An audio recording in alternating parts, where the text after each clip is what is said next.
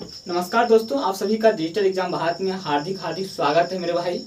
आज class 10th की जो है चैप्टर नंबर 2.1 की आज में 6 सवाल जो दिया हुआ है वो आज को आपको बताने वाला हूं मेरे भाई। अगर आप नए हैं, पहली बार मेरे वीडियो को देख रहे हैं तो चैनल को सब्सक्राइब करके लाइक कमेंट जरूर कीजिएगा। आइए मैं चलता हूँ, आपके सवाल क्या दिया हुआ है मैं ग्राफ में आपको बताने की कोशिश करूंगा।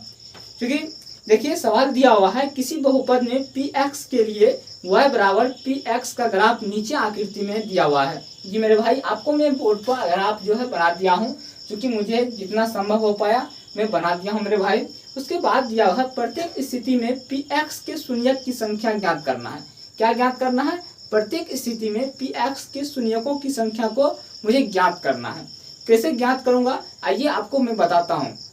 मेरे भाई, क्योंकि मैं बताता हूँ आपको, थोड़ा सा वीडियो में बने रहिएगा, अंत तक देखिएगा, सारा चीज समझ में आ जाएगा मेरे भाई। यहाँ आप देखिएगा, यहाँ पहली सवाल में मेरे भाई x, इसमें शून्यक की संख्या मुझे निकालना है।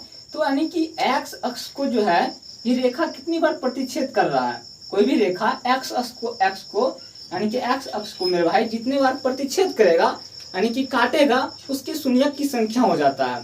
तो शून्यक की संख्या, सवाल में यही बोल रहा है कि शून्यक की संख्या मुझे ज्ञात करना है।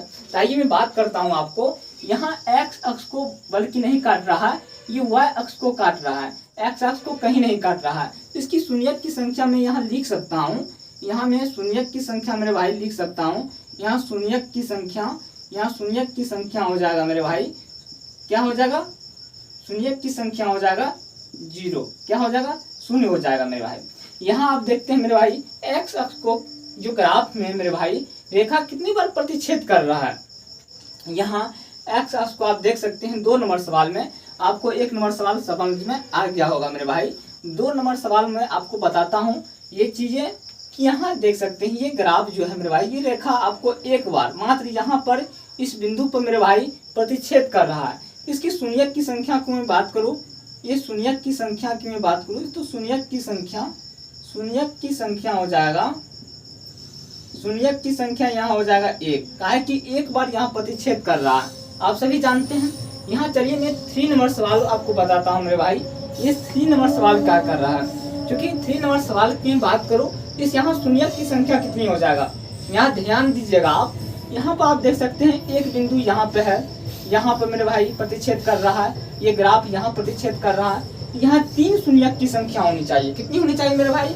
3 शून्यक की संख्या होनी चाहिए।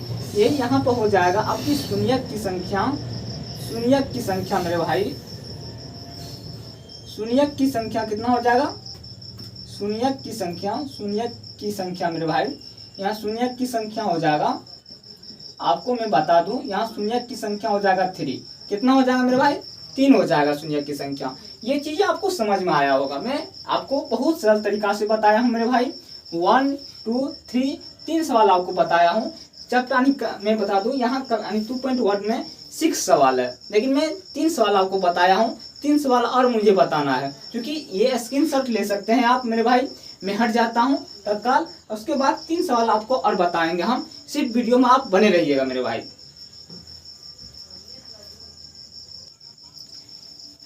आपके साथ अब 4था नंबर सवाल क्या है मेरे भाई, आप देख सकते हैं।